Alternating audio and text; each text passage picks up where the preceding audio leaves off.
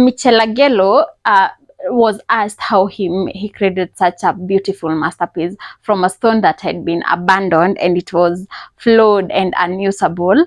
And you know what he said, and this is the part that I want you guys to concentrate very much and to learn from. He said, I saw David in that stone, and all I did for 2 years was eliminate everything that was not David. Hi Soul Tribe, and welcome to Pheebs Limitless. This is where we show up as our most authentic selves and your soul finds its friends. If you're new here, welcome and subscribe to our family. And if you're a returning subscriber, thank you so much. I do not take it for granted.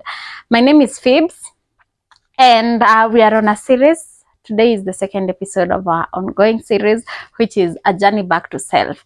Today's episode is so beautifully named as letting go of who you're not.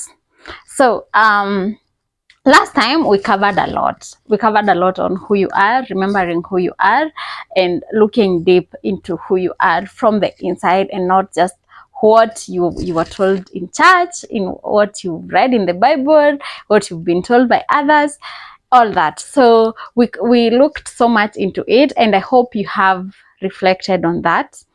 And today we are just simply starting the first step towards who we talked about. Now you know who you are, but there is a contrast between that and how your life is. And that is why you're probably here, or why you feel like you're lost. You have seen all the signs, and you know by now whether you're lost. And I am also lost, by the way. When I'm doing this, don't assume that I have achieved perfection. This is also my journey. I am recording it as I go, and I know by the end of this series, both me, the creator, and you, the viewer, we're going to be at a better place by the end of it. So second episode, and we are really moving strongly. I'm proud of myself, and I'm proud of you for even doing this with me. So today's episode, we're going to cover letting go of who you're not. And it's going to be a bit easier for you because by now you know who you are, and so exactly who you're not. So today's episode is going to be a story. It's going to be based on two stories. I'm going to give you two stories. And the first one is very interesting. I had it. I don't even remember the way I read. I don't know whether I read it or I was told by someone, but I just know it. And it's interesting. So it's a story of an artist called Michelangelo, who made a very, very, very beautiful sculpture of David. I'm saying it like I ever saw it. I'm saying it like I have seen it, but I know it was a masterpiece of a statue of David.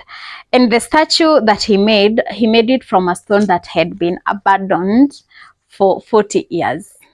40 years.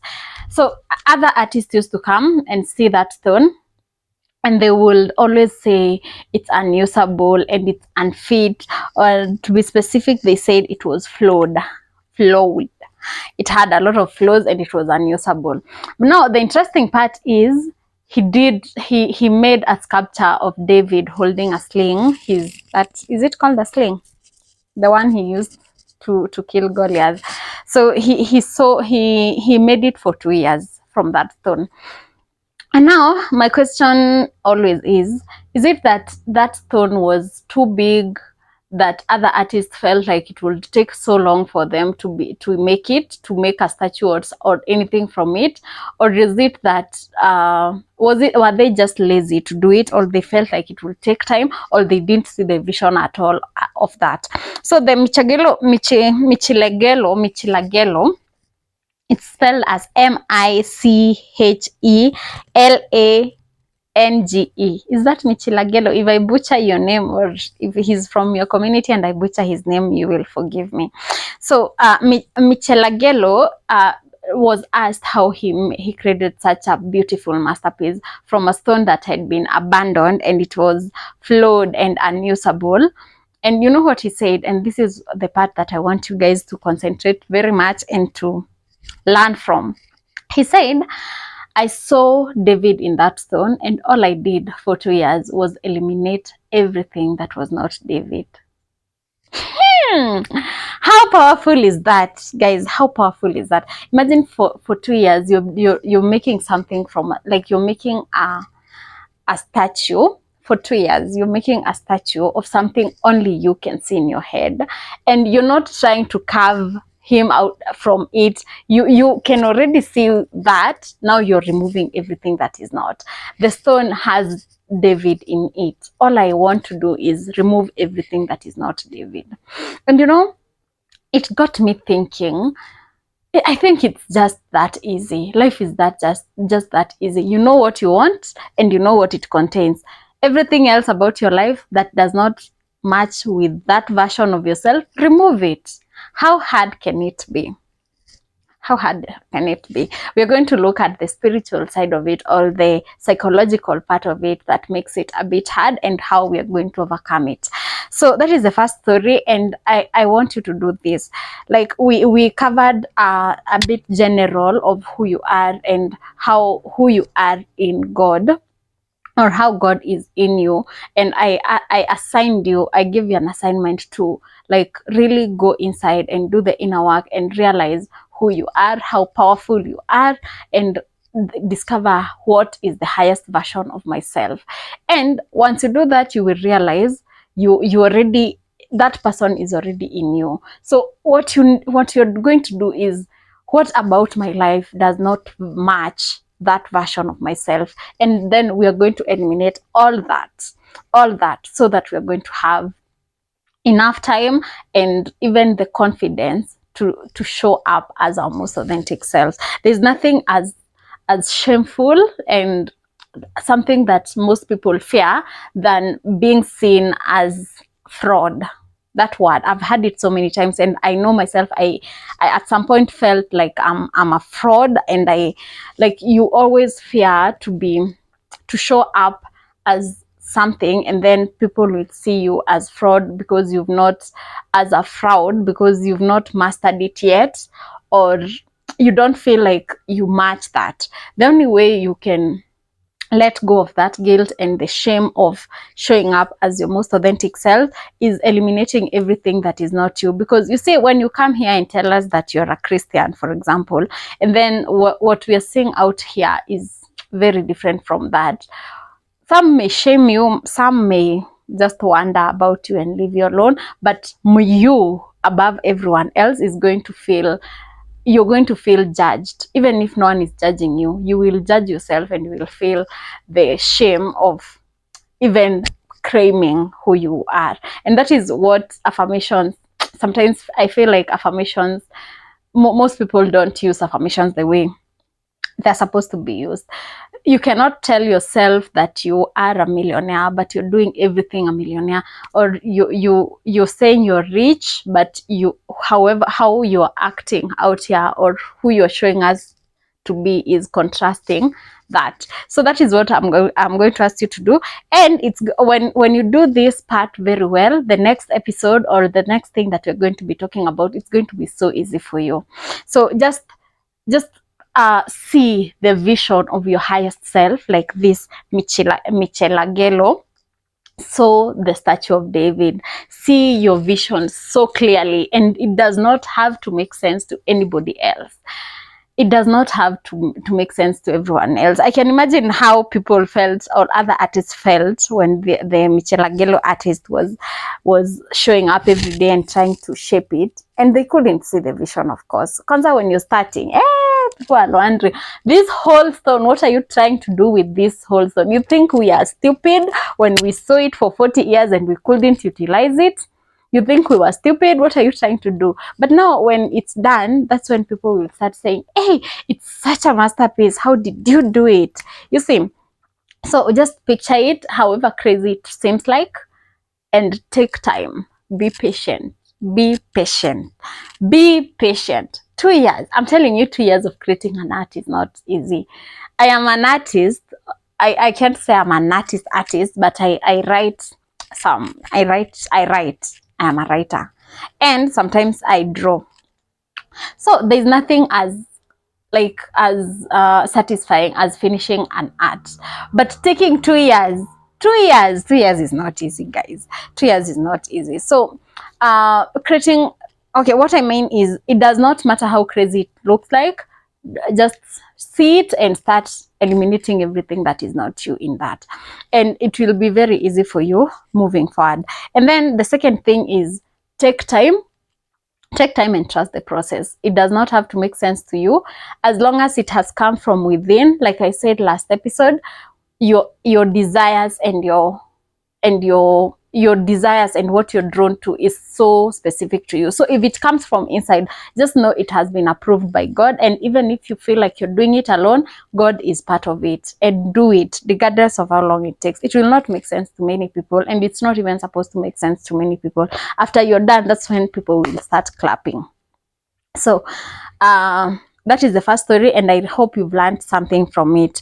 I want us to move to the second story, so not that we can even move into the deeper parts of this conversation. The second part of my story is about Esau and Jacob. It's a story of instant gratification, which is like one of the things that is the mother of all problems, together with procrastination. They are like married like this, because you procrastinate because you're busy doing the things that are giving you procrastinate on the things that matter, so that you can do the things that give you instant gratification. These are the two things. When they marry each other, they are the enemy of they are your biggest enemy of progress. So it's a story from the Bible, from Genesis 25, chapter 25, from verse 29 to 34. A story of Esau, who was so famished. Hey, I am telling you, when I was reading this story, I could understand. I know sometimes you can really, okay, let me tell you the story first. Maybe I'm going out here talking about it, and maybe some of you don't know it. So Esau was from the fields, and he was so hungry. He was so hungry. And then when he came, he found Jacob making a plate of soup, and he asked David to give him some. And then David told him, okay, I will give you some, but first sell me your birthright. And then Esau was like, oh, okay. Actually, he didn't even argue. So he was like, look, I'm about to die. What good is the birthright to me? And David told him, swear to me first. Okay, so he told him, you can have it, because I am about to die anyway. What good is the birthright to me? So David told Jacob told him to swear first. And now swearing is like putting the stamp on it. And Esau said, he swore, and instantly his birthright was sold to Jacob for a plate of food. And I was saying, I kind of understand. I know sometimes you might come here and try to shame Esau and be like, a plate of food, you sell it for your birthright. Are you even serious? Connie, how hungry are you? I'm telling you, okay, I don't know whether I would sell it literally, but I can feel the hunger. If you have ever been, like, if you grew up in Ushago or in the up country, and you used to go to the shamba, yay, in the morning, you're so energetic, you have eaten, you are even singing songs as you work. By 10, let's say even there was no one at home who was going to bring you something to eat, the energy is dying down. If someone brings you something, well and good, but now the sun, 12, the sun plus hunger plus the dust, hey, you feel so tired. By the way, I can understand how he was feeling. And then now the worst part is going home. You're so tired.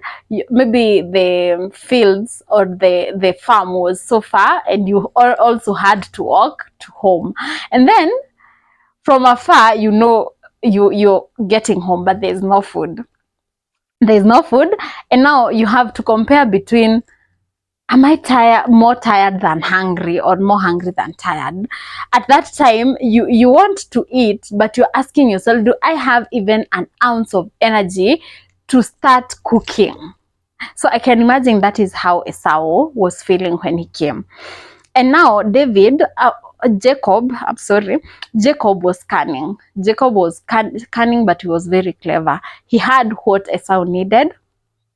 He had it in his hands, but he also knew Esau had something he wanted, and he wanted to trade it. And because, of course, for him to bring such a suggestion, he already knew the character of Esau. He wouldn't just bring it up out of nowhere.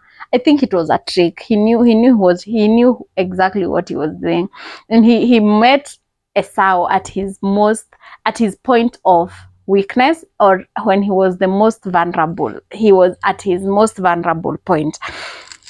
And then Esau, he did not realize this was just a trick, because how hungry can you be to a point of you feel like you're about to die? I think that was a bit of an exaggeration on his side. There was no way he was going to die for not eating for just one meal. But sometimes when you pushed to your limit, when it comes to the things that you really want, versus the things that you want, not the things that you really need, what you want. There is what the body wants, the outer body, because we are human. At some point, we are human. Actually, we are 100% human. Not at some point, we are human. So at some point, you will try to resist something, but at some point you will get to the highest level of vulnerability, and you're going to be at the point of your weakness, and then what you want shows itself like this. But at the same time, you have to ask yourself, at what cost am I going to have this? How deep is it? And that's what I was saying. It's very easy for you to judge Esau from a point of just a plate of food, your birthright. And now let us look at what birthright represented, so that you see the magnitude of what he sold for a plate of food. And now try to relate it to your life, and how that you might be laughing at Esau, but you're doing exactly that, or even worse. So the birthright represented the blessings of the first child, and from him being from a lineage of Abraham, it also came with an attachment to God's blessings as a firstborn son in the family. So he sold his blessings for a plate of food. And now I want you to look at what you do and trade it for what you really need in your life. What is the kind of instant gratification you get? And because I don't want you to go fetching so far, I'm going to use my own example, and you're going to say, I know this is going to apply to a lot of you. So for like 3 years, since I was even in campus, I used to write every year at the beginning of the year, when you're writing your resolution, I used to write, I want to control of my addiction to the phone, or always being on social media.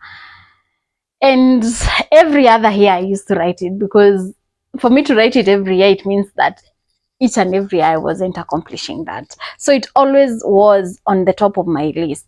But as much as I wanted to let it go, I also had some lies I was telling myself concerning why I should still hold on to it. So when you want something, so this was social media, especially TikTok for me, and Instagram. I used to tell myself, I'm inspiring myself, I am getting knowledge from there. I'm not saying that social media, but it's bad. It has its own benefits, but let's weigh between that and what you're giving it up for. For you to want to let go of something, you definitely know that it's not working for you, but there are some lies that are connected to that. And that is the ego. Now we are getting to the spiritual side of it. Your ego, there is your highest version of yourself, and there is also a part of your ego, which a lot of Christians call the devil. You'll say it's the devil who comes to you and lies to you all this. No, but it's your ego. So you want to become this version of yourself, but there is this old version of you that does not want to be let go. And that version of yourself will make excuses for you not to let go of the things that you know that you need to. So for me, it was social media. And the lies I used to tell myself were, I feel like social media is really helping me grow, even in fashion. Look at how I'm dressing right now, and how I used to dress kitambo. Look at how much knowledge I've gained over TikTok, on how, like, tactics, what are they called, hacks. Look at how happy I am around social media. Like when I'm bored, I go there and I watch something and I laugh, and even later I will remember it and I will laugh. But then again, why is it that I wanted to let it go? Because at the end of the day, you look at how much time you're spending there and the things that you really want to achieve on yourself, and this is kind of taking a lot of time for you to do the other. And which one is more important? Is it the life hacks or your whole life? Your whole life. And sometimes, kwanza, TikTok is tricky. TikTok, you can watch the whole day and you are lying to yourself that you're following the people who energize you or even give you some motivation or inspire you. But now, when do you transform that inspiration into action? And action takes more time than inspiration. You can be inspired for even a minute, but now taking the action takes more time. And now the reason I decided to start with letting go of the things that you're not, before we even go deeper into the practices you will start adapting, is because the time you will need to work on the things that you're good at, or the things that make you a better person, you will need to let go of the things that are not working for you. And the social media, I'm still on my example, how I realized I have really wasted like 4 years of my life just procrastinating on my dreams and holding on to instant gratification and lying to myself that it's helping me. And I know there are countless examples of this.